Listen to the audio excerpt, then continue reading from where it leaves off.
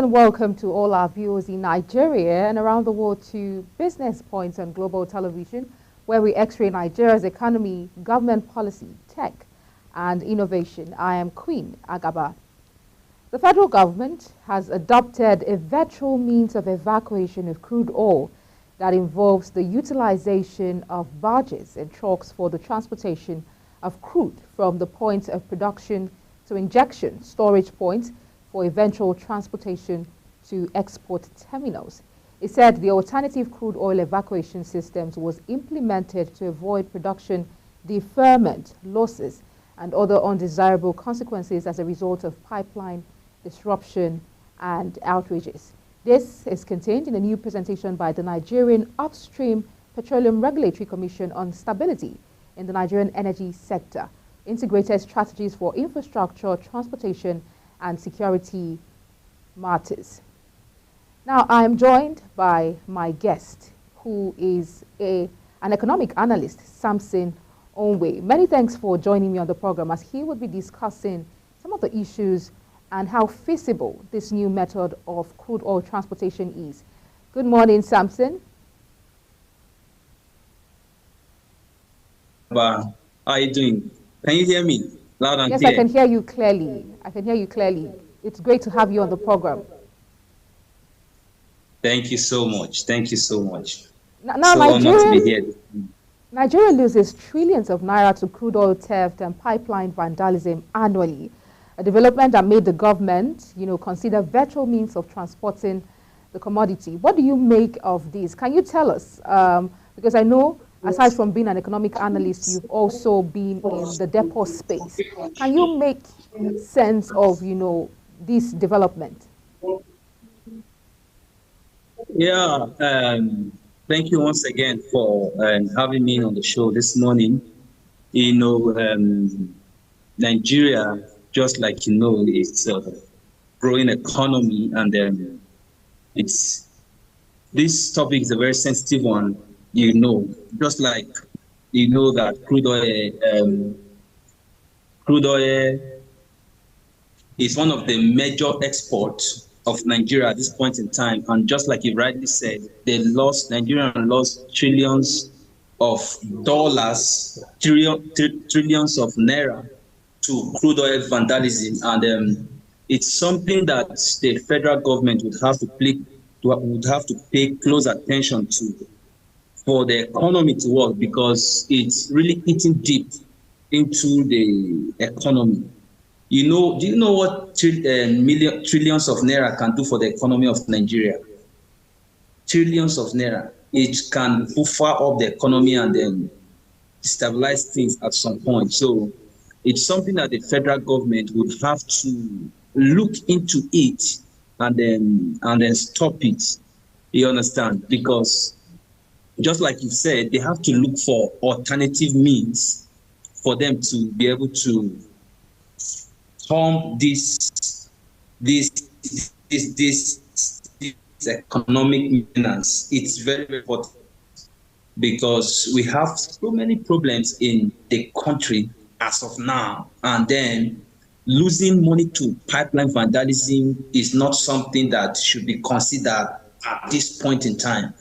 And then, just like you rightly said, the government would have to pay close attention to it and then fight it. Now, yes. in a bid to fight this vandalism, they are proposing using trucks to, transport crude oil. How feasible is this? What are the likelihoods that, bandits and hoodlums will not attack these trucks? Yeah, one thing that the federal government must have to know is that there is no means that is very safe. There is no means that is very safe in transporting crude oil in Nigeria. Yeah, it's just that we have some means that are manageable. You understand? Because if we're talking about pipeline, we are looking at pipeline vandalism, just like you've seen all over the news and all of that. So if we are talking about trucking has its own disadvantage. Trucking has its own disadvantage because when you go into trucking, you discover that, just like you rightly said, bandits, because we've seen news where we see bandits and thieves like stopping these trucks by the roadside, collecting the fuel, and then they go and empty it one place, then they go and dump the fuel tanker in another location. You see, we've seen those instances over and over and over again. So it's something that the federal government will have to look for. This is just a situation of the devil and the deep blue sea, because when you're talking about the pipeline, the government would have, I don't think the government has in recent time really looked into the issue of pipeline vandalism, because these days now we have modern technology that should be able to tackle pipeline vandalism. But I don't think the government have been able to really look into the issue of pipeline vandalism, because from my own opinion, the trucking is not a good idea, because number one, Nigeria is plagued with so many economic crises, so many infrastructural crises that would hamper the movement of these truckings. Number one, we rarely have good roads in Nigeria. When there are no good, because these trucks are not going to fly, they are going to pass on roads. So the roads are not good. When the roads are not good, they causes accident. And then this accident will make the marketers to lose their products. And once this marketer lose their products, you will know that it is going to tell on the economy. It is going to tell on the economy, you know.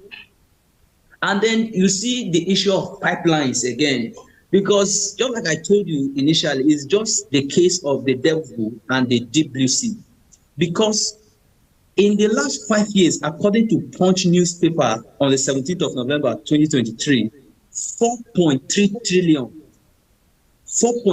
trillion naira has been lost, and 707,143 pipelines have already been broken. We already have that in the news, because you know one thing in Nigeria is that they don't read, and most of the time they don't listen to news. We prefer watching skits and laugh, and then we forget other major economic issues. Do you know what 4.3 trillion naira will do for the economy? This one now is just pipeline vandalism. And in the issue of truckings, we don't even have the statistics, because in Nigeria we rarely deal on statistics, because you know at the point in time I work at the NNPC Makurdi Depot, and I can tell you that sometimes in a month we lose thousands of liters of PMS, especially PMS, because that's the premium motor spirits.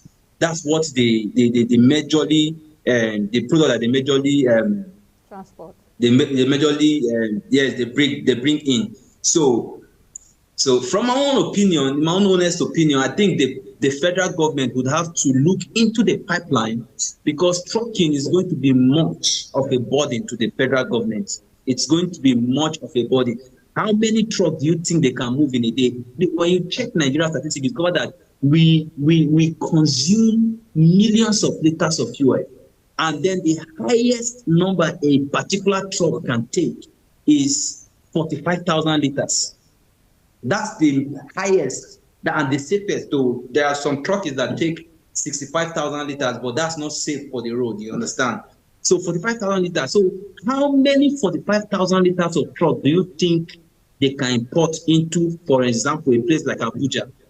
That will be enough before you talk of other states. So the federal government will have to look into the pipeline and then use modern technologies to fight all the things that hampers the propagation of that pipeline and transportation of fuel.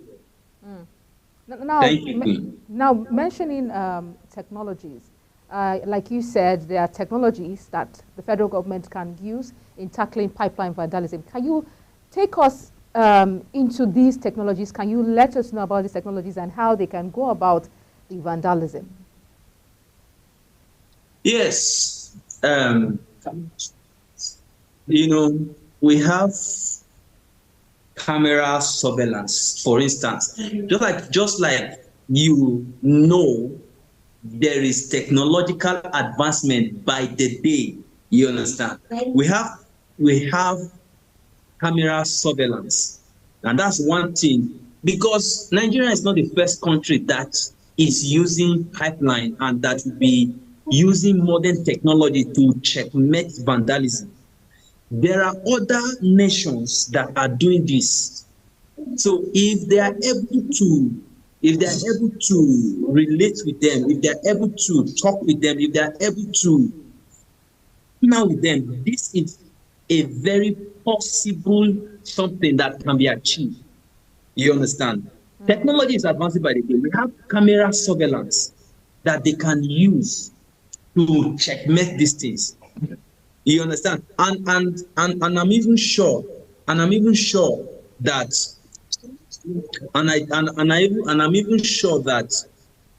maybe the Nigerian government have these things, this technology in place, but because of corruption, maybe they have not been able to implement this. Like from the news, you discover that, I think recently I saw in the news where I heard that a Chinese firm, Hawaii, they are developing technology to stop crude oil theft in Nigeria.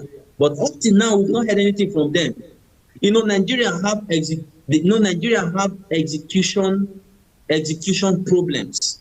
And as a country, when you have execution problem, it will become very difficult for you to be able to make things happen. So it's very, very important that Nigeria partner with other countries. You know, this is not a religious talk, but the Bible says something. It says, follow those who through patience have obtained. You know, you have to follow people who are ahead so that you will learn. You understand? For instance, in Chinese now, they've perfected all this vandalism issue. Is a thing of the past. So Nigerians can come and then they say, okay, we discovered that before now, you people had issues of pipeline vandalism. People have issues of pipeline vandalism. And we discovered that this thing has moved from like 30 to 45, from 45% down to like 10%. What was the procedure done? What technology do people use to tackle this thing? But just like you know, Nigerians, they are still finding it very, very, very, very difficult to. They are finding it very, very difficult to be able to have this meeting, which is very, very bad. Now, you know, I made mention of a finding by the Chinese and the Hawaii company about the vandalism. You know, the Hawaii people, I think when they came during their partnership meeting, they brought one technology known as fiber vibration intrusion warning system. You understand? It's an AI development. It's an AI technology, artificial intelligence technology, that they use to identify theft in crude oil. Fiber vibration intrusion warning system. But up to now, you know, Nigerians, one of the problems we have is that we are very, very slow in implementing technological advancement, which is very bad. Which is extremely, very, very bad. So it is very, very important that we begin to, take advantage of all this technology to fight this menace, because if we don't take advantage, we'll discover that all our profits, including oil sales, will be in the pockets of thieves.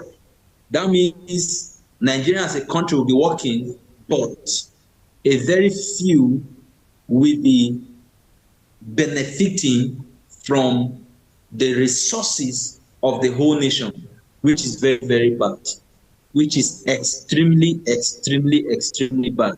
So it's very important that we look into this. Technology are coming up every day. AI, artificial intelligence, they are developing new ways. They are developing new ways. So it is very important that the government that they look into these ways that they can, make use of this technology and then advance the economic situation of the country. So it's very, very important, Queen. It's extremely important. And I know that very soon they would definitely begin to do something in that regard. They would definitely begin to do something in that regard. Right. And then Please go yes, on. Please and go then on. yes, and then recently Tom Polo was hired in the South South by the federal government.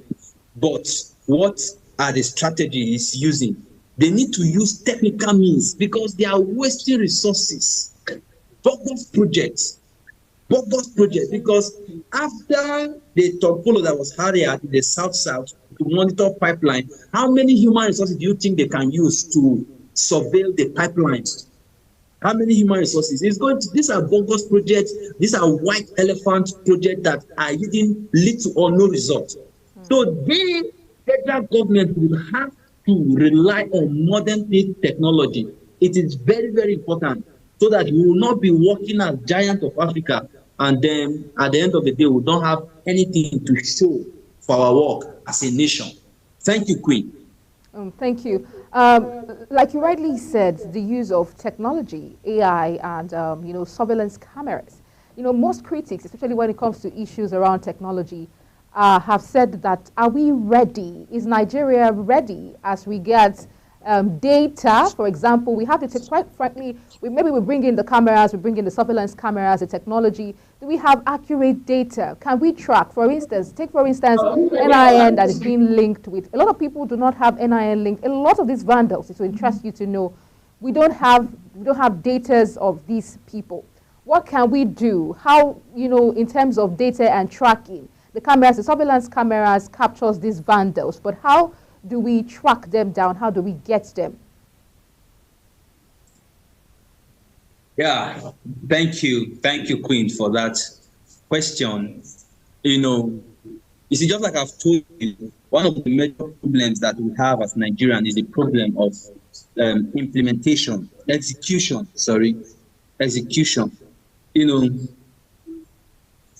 This thing.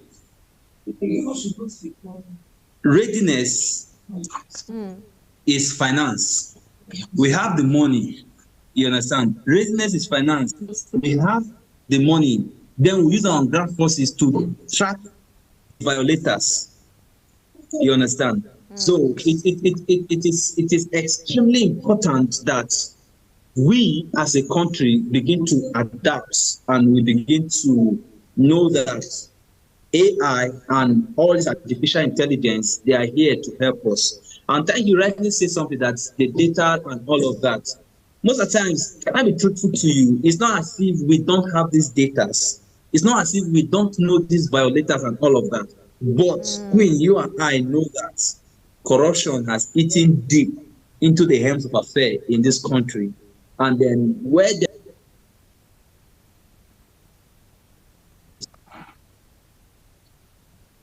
Can you hear me? Yes, I can hear you, please. Please go on. Yes. So where there is corruption, there is no development, because the resources that is made for the people will be for just a few. Will be just for few. So it is very, very important that Nigerians, they begin to realize that they themselves, they can use technology to better their life. You understand? You know, before now, before now, we were using horses. Yeah. Before now, before now, we were using horses. After a while, we started using Peugeot car. After a while, we started using bicycle. We started moving, and now we have supersonic airplanes that takes people in matter of seconds and minutes. So what's changed? We embrace technology. You understand? And the faster we embrace this technology, the easier our life will be. Because whether we like it or not, sooner or later we must have to embrace this technology. So it's better that we embrace it now. Recently they say that they use 4 billion naira to fix street lights that they did not use up to 1 week. You understand? So I think the problem with most of all this technological advancement implementation is corruption, because they will bring bogus figure, they will dispense money, and then they will now use fake materials to do these things, and then it will look as though the technology is failing. Meanwhile, is the human capital controlling the technology that is not sincere, or that they are not credible enough to ensure that this thing works. But it's where, just like I told you, Nigeria is a growing economy, and very soon we'll get there. We'll get there, and I know that Right. God will help this great nation. Thank you so Amen. much, Queen. Rightly said.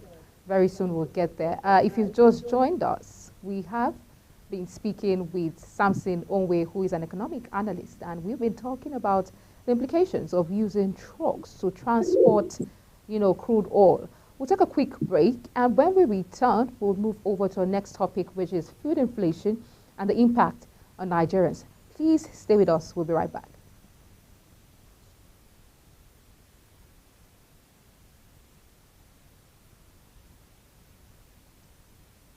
All right. We'll take a quick break, and we'll be right back shortly to discuss food inflation with Samson Onwe.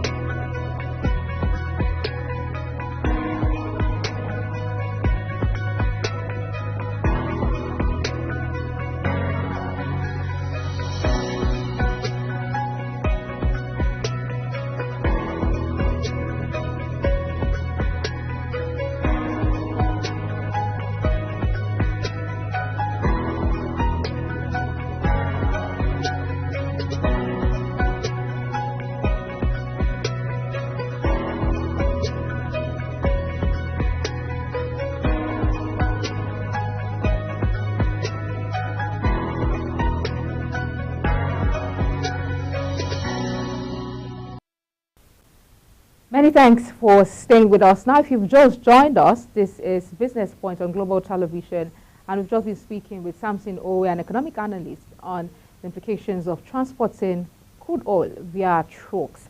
And I'll move to food inflation in Nigeria. Food inflation refers to the increase in the prices of food items over time, leading to a rise in the overall cost of living for individuals and households. This phenomenon is often influenced by factors such as weather conditions affecting agricultural output, supply chain disruptions, changes in government policies, and fluctuations in currency exchange rates, especially now in Nigeria. Food inflation can have a significant impact on the population, particularly low-income families who spend a large portion of their income on food.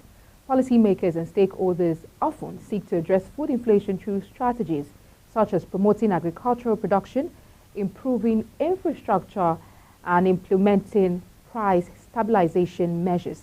However, economists have stated that it would take some time for Nigerians to feel the impact of the current strengthening of the naira against the dollar on the prices of commodities in the country. Joining me again to discuss food inflation is Samson Owe, who is an economic analyst. Now, Samson, what do you make of the current food inflation in Nigeria, given that we see that the naira is experiencing a fall?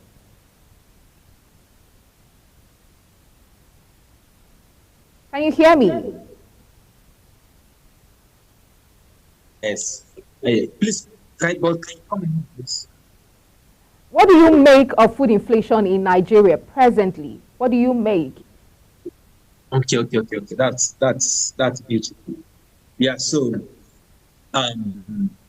first of all, according to the report, the food inflation rate in February 2024 peaking to 37.92% on a year-on-year basis, which was 13.57% point higher than the rate recorded in February 2023. So what it means is that if the government is not doing anything viable to tackle this food inflation, then Nigeria is going to be suffering for a while. Nigeria is going to be suffering for a while because everybody that is in Nigeria now, especially the middle class and those of the lower class, they must have felt the impact of the food inflation in the economy. It's very bad. What I'm telling you now is something that is happening, and then, one of the problems we have in this country is that the people at the helm of affairs, they are not in touch with those of the middle class and the lower class. So when you are not in touch with those of the middle and the lower class, you don't know the plight that they go through. And when you don't know the plight that they go through, you will not be sensitive enough to make decisions that will be to their favor. You understand? So, and when you don't make decisions that will be to their favor, that's one of the greatest signs of bad leadership. Because people are suffering. Price of goods in the market is changing 4 times in a day. And I thank God that the government, they are trying to do something now. They are trying to fight to ensure that things are stabilized. But I can assure you, Queen Agaba, that what the government are doing now, they are temporary rescue. They are temporary rescue. And this temporary rescue is not going to suffice for the long-term run.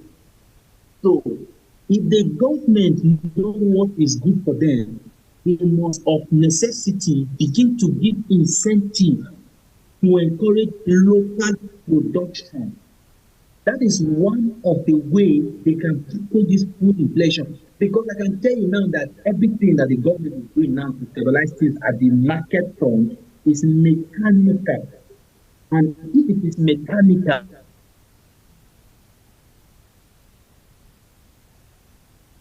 in the month of February and early March, it's going to repeat itself again.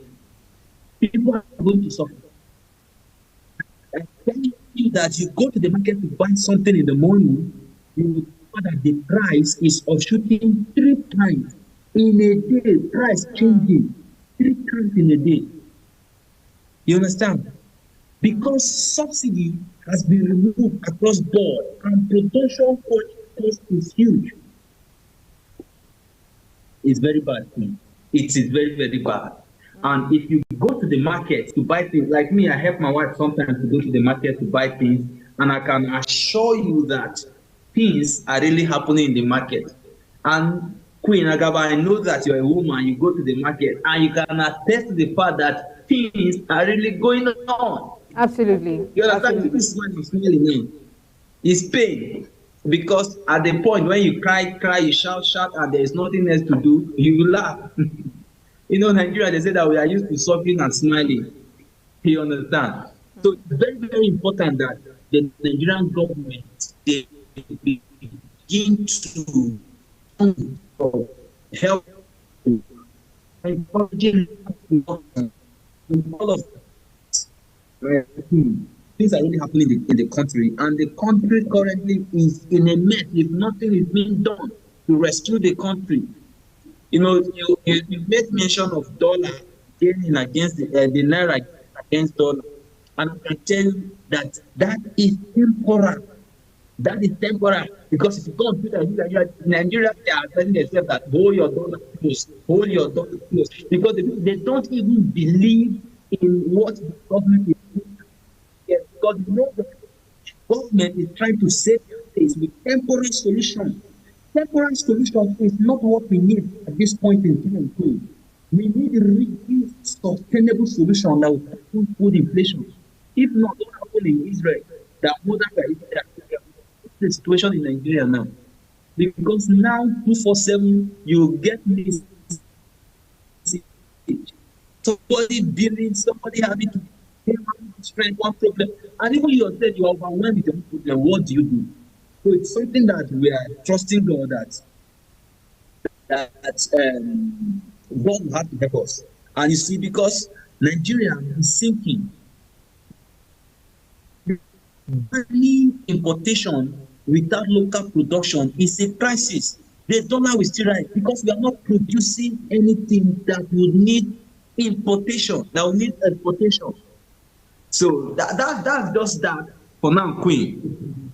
Now, talking about incentives, you know, the last times, as regards the current hardships, we see palliatives being given out. When you talk about incentives, what do you mean? Are you talking about resources to farmers to encourage local production? Or are you talking about incentives and palliatives like bags of rice to cushion the effect of, you know, the hardship in the country? Now, if you're talking about palliatives, you know, critics have criticized these palliatives. Some people have come out to say, how sustainable are these palliatives? For how long is this going to be? You give people a bag of rice, you give them half bags of rice or a liter of oil and all of that. They're still going to need other resources like gas, cooking gas and all of that. So how sustainable are these incentives or palliatives?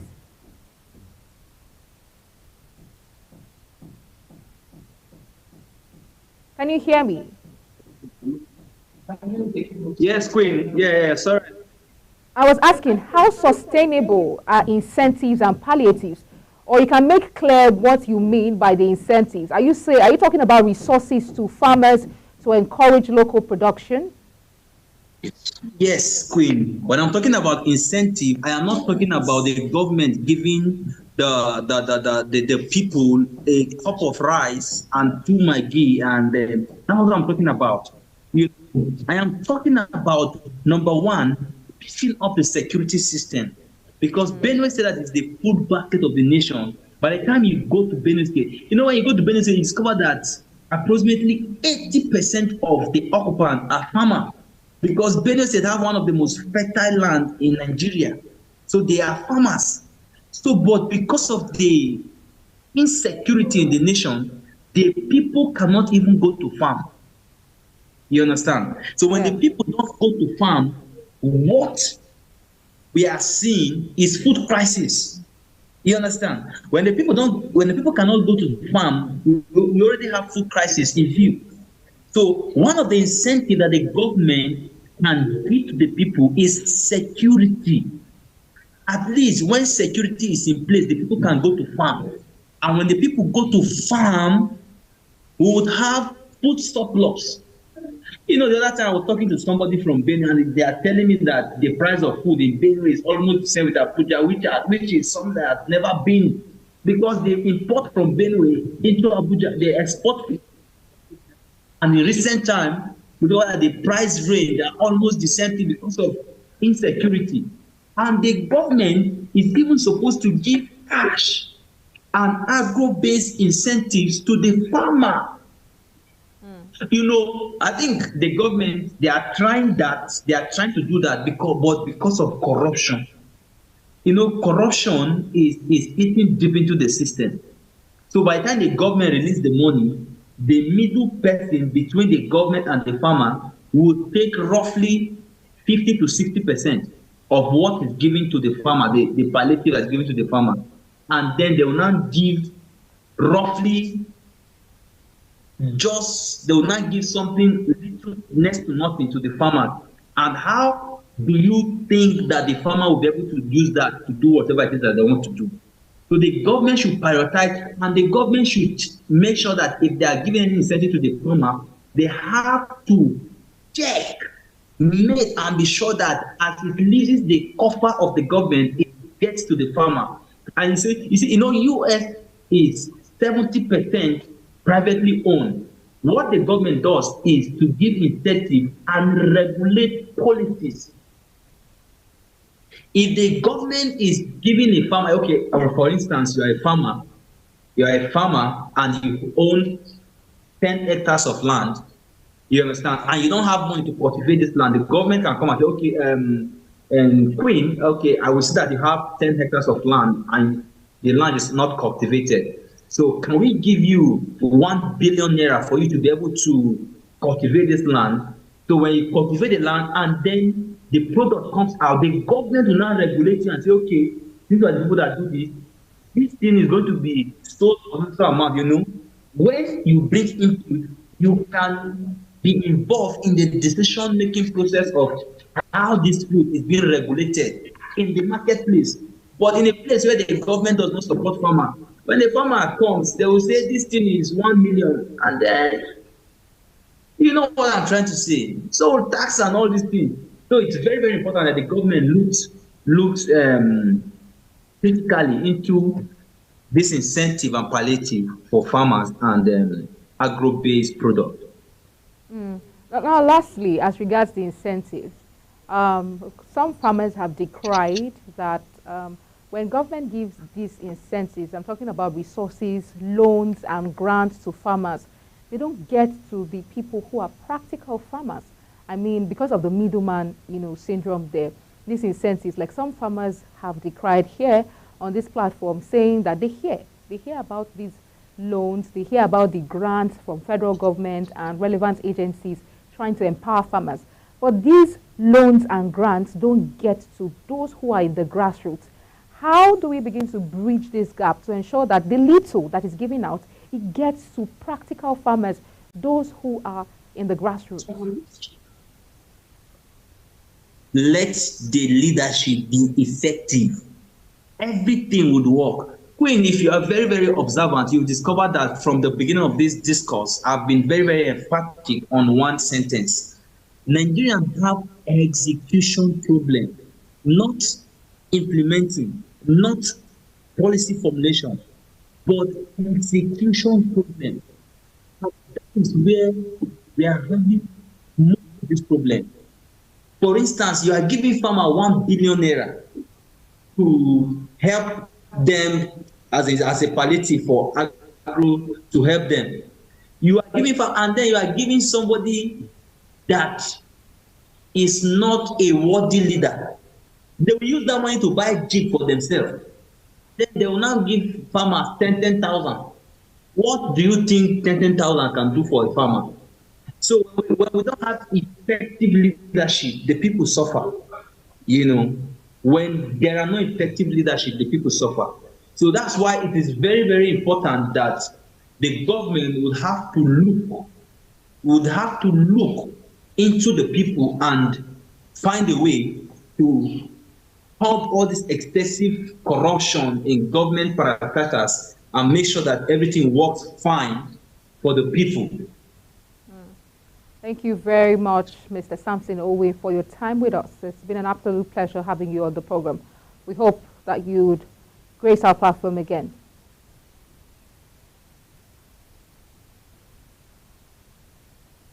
All right, many thanks for your time with us. Thank you for joining us on the program, Samson Owe. If you just joined us, we've been speaking with Samson Owe, and he's been speaking on, the crude oil export using trucks and food inflation. Now, we'll take a quick break, and when we return, we'll take the news in the business world. Please stay with us. We'll be right back.